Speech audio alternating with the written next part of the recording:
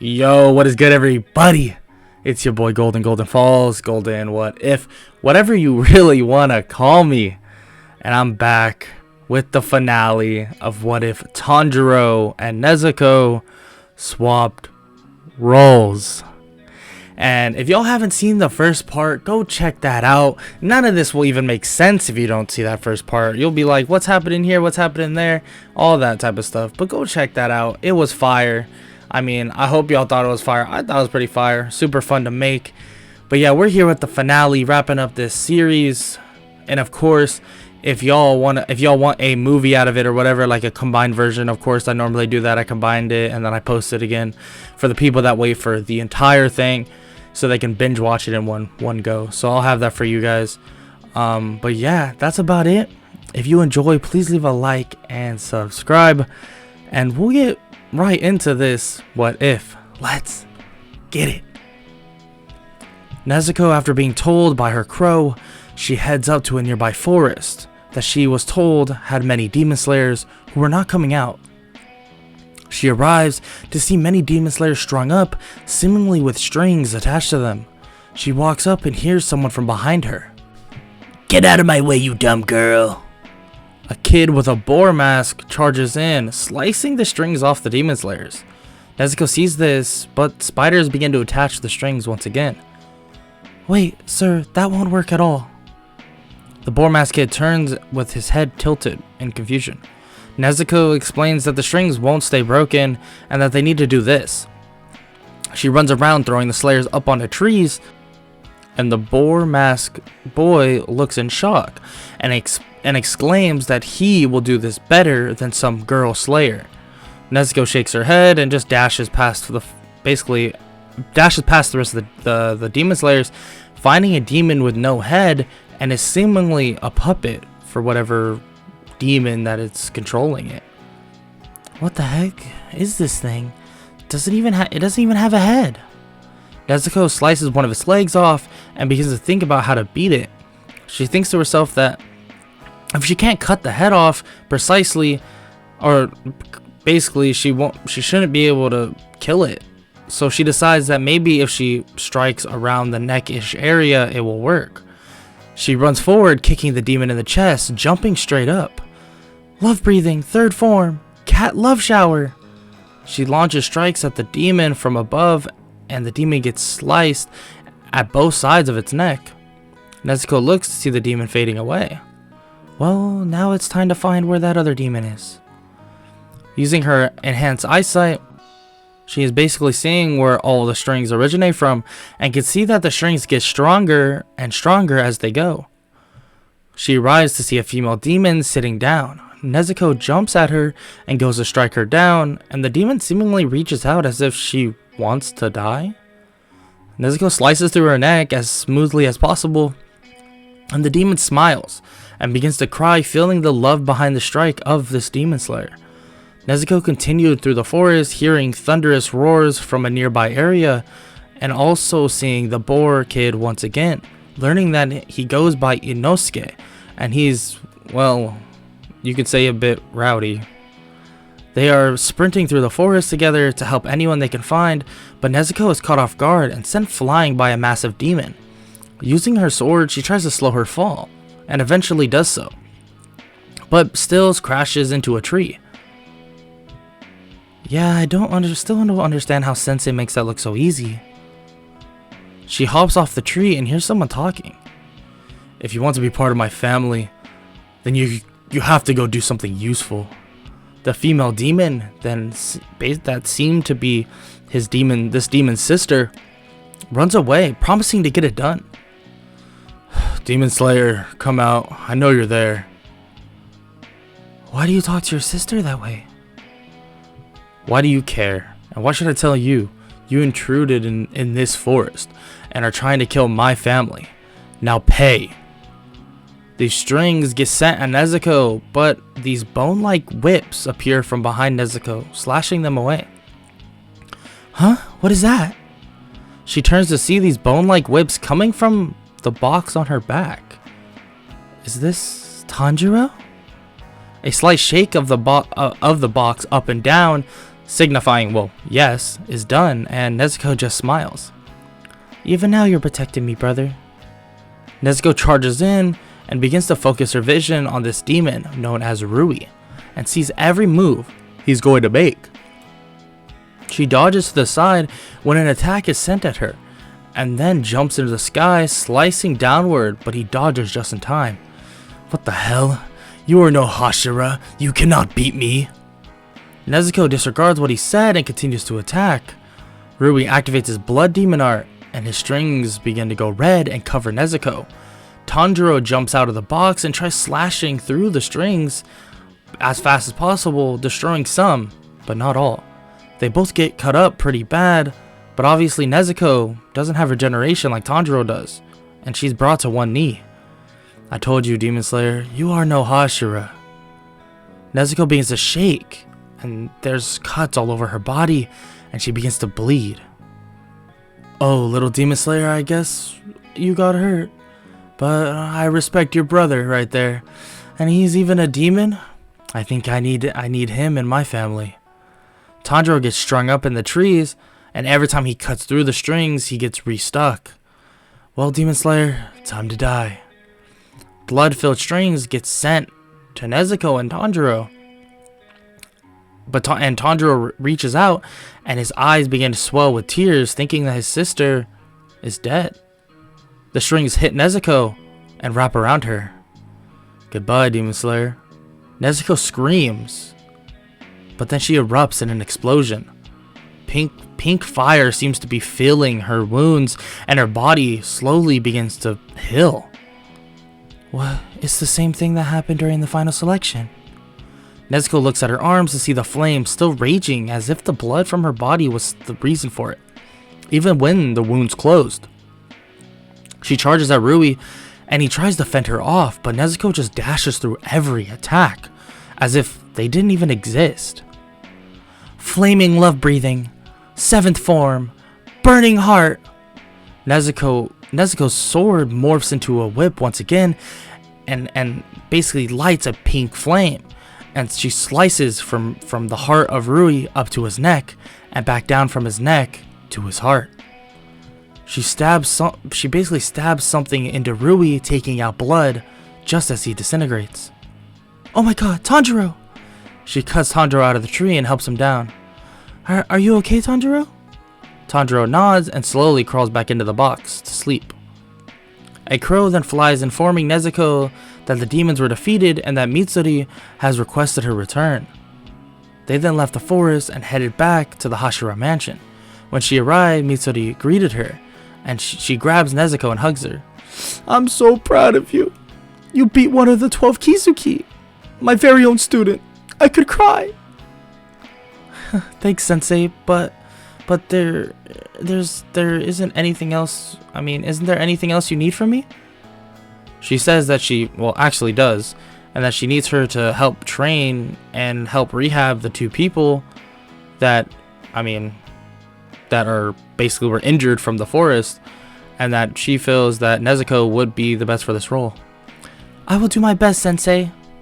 Nezuko heads over to the infirmary, and she is met by these other girls, and they begin talking about the rehabilitation training they will enforce, and also the training Nezuko needs to do with them. Well, I can teach them about concentration breathing constant, or total concentration breathing constant, as long as they don't know it already, and we can do basic training. That should be good enough. The other girls agree, and after a couple weeks, Nezuko begins their training.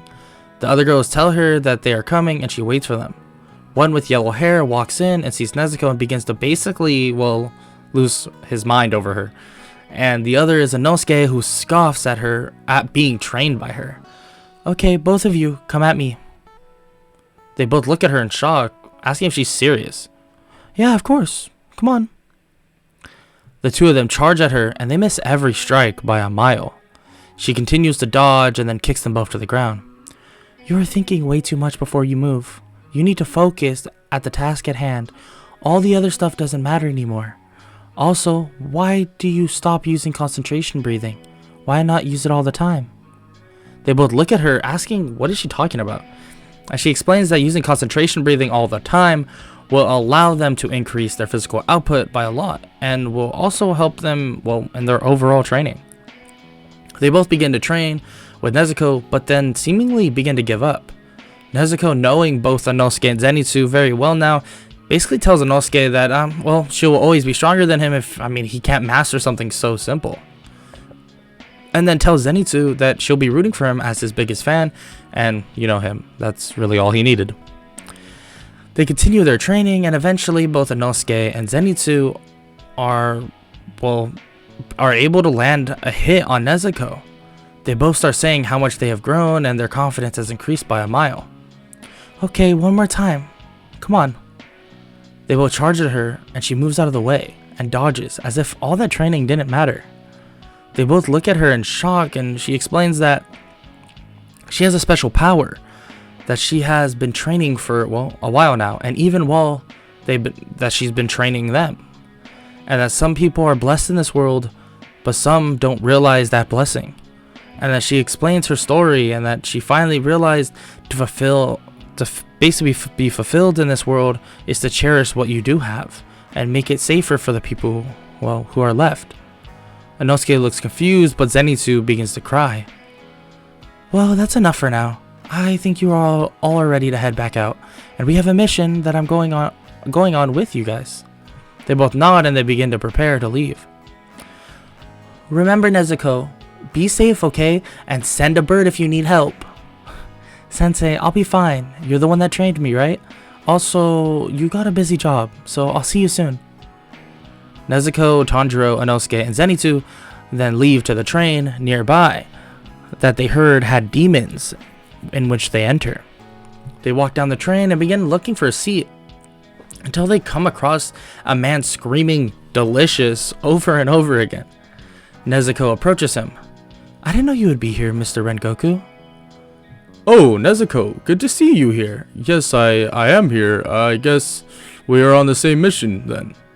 Inosuke and Zenitsu introduce each other, and then the lights go out. Two demons show up, but Rengoku defeats them basically in an instant. Both Inosuke and Zenitsu beg him to train them, and of course he agrees, and he extends the offer to Nezuko, but she says that she would rather run it by Mitsuri just in case. Actually, Rengoku, I have a question for you. When I fought Rui in the forest, I began bleeding, and my blood turned into some sort of, I guess, pink flames. And this has happened before in the final selection, but not ever since. Well, like a month ago or two. And I got healed out of nowhere from it. Do you have any idea what this could be? Rengoku tells her that he has never heard of something like that at all, telling her maybe it's from her past life or some part of love breathing. She begins thinking and thanks him for the help. No problem, kid. An attendant comes by and stamps their tickets, and they wait as the train continues. But then they begin to be tired, and they all pass out. Nezuko looks around to see herself surrounded by snow. Nezuko, you're back from selling the charcoal? We missed you. Yeah, sorry for not being able to go myself, Nezuko. She begins to think about how this doesn't feel right. That her siblings and Tanjiro, they're standing in front of her. Was all that before just a dream?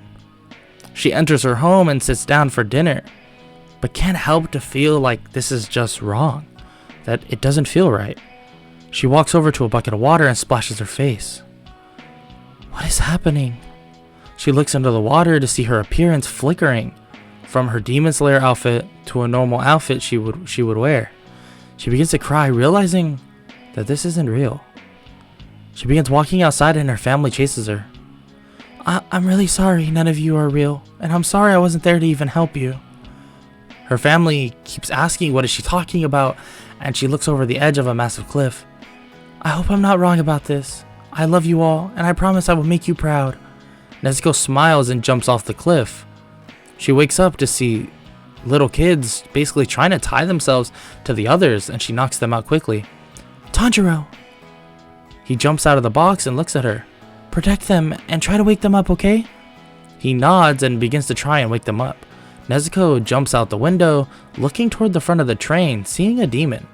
She approaches the demon by the name of Enmu, and Enmu speaks. Why do you want to wake up from that dream? You could have been so happy, but no. It wasn't real happiness.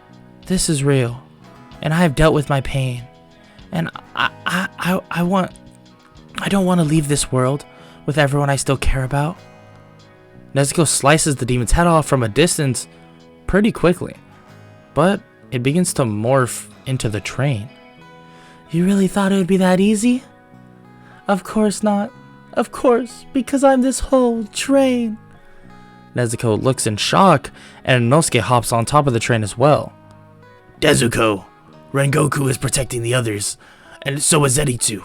We need to go to the front of the train and take out the neck of the demon. Okay, let's do it. But my name's Nezuko, not Nezuko.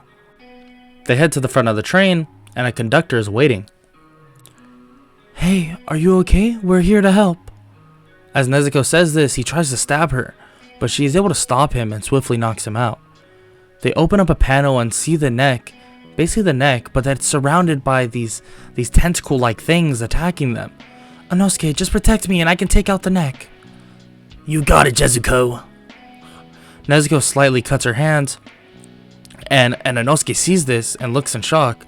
She drips blood on her sword, and pink flames erupt from her sword, and she swings down with all her might. Flaming love breathing, 7th form, burning heart. She cuts right down through the neck, and the lower rank 1 demon was defeated. They both head back to Rengoku, and he tells her that basically expects nothing else from Mitori's student.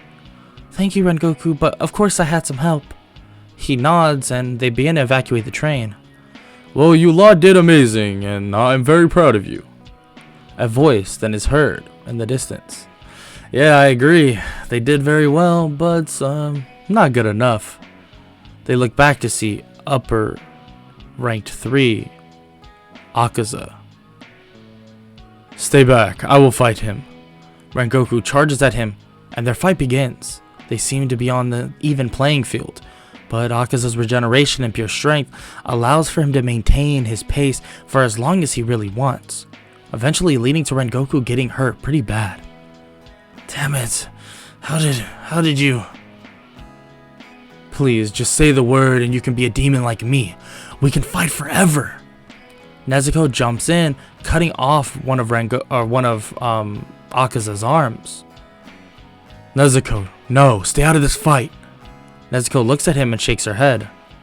Well, kid, don't die. Rengoku's body lights ablaze, and he begins saying that whenever anything feels hopeless, you light your heart ablaze, and you push forward no matter what. They both charge at Akaza, Nezuko staying a good distance away using her whip-like sword, and basically slices at Akaza, giving Rengoku openings until Akaza found one of his own, sending his hand through Rengoku's chest. Rengoku! Akaza pushes him away, and Nezuko begins to fight him as basically to protect Rengoku, and is barely able to dodge, thanks to her eyes, but she is blasted backwards. Akaza goes to finish her off, but then realizes, the sun, I have to go. He runs at full speed, and Nezuko cuts his arm off while he's running, missing his head. I'm still not strong enough. Wait, Rengoku! She crawls over to him. Rengoku, please, don't die, not yet. He tells her that death is just another human phase, and that it's okay. She begins to cry and clenches her fists so hard that they begin to bleed. The blood seeps into Rengoku's wounds, and he lights a pink blaze. Huh? How did I... Rengoku passes out, but all his wounds are healed, and his pulse is strong. I guess I did save someone at the end of the day. Nezuko passes out as well, and Zenitsu and Inosuke run over, picking them both up. And that is the end of this What If. And obviously, I'm not going into the manga. The new Demon Slayer series, or the season, is right around the corner. So right when that comes out, and right when that season comes out, obviously I'm going to start going deeper into the what ifs And it's the same thing with the My Hero. If you guys like my Hero stuff, once season, I think it's season 5. I don't know. Don't roast me. I think it's season 5. It's either season 5 or season 6, but I feel like it's season 5. But once that season's over, I'll be going as far as the anime went for the people, because I know there's a lot of people that watch the anime only, but then there's some people that also read the manga. So I try to be fair, just do the anime and then do manga editions. But being that said, if y'all really want to see a manga edition of this, I could totally do it, but I don't really plan on doing it anytime soon, because I need to basically finish a lot of other stuff. But with that said, I hope y'all enjoyed this What If, and if you did, please leave a like and subscribe. And also comment down below any future suggestions, if that means Demon Slayer, if that means My Hero, if that means whatever, Naruto, Dragon Ball, whatever. I want to start broadening the horizons, but yeah, if y'all give me some good suggestions, it will definitely make me feel better about doing so. And that's about it. And I hope all y'all have an amazing day. Later.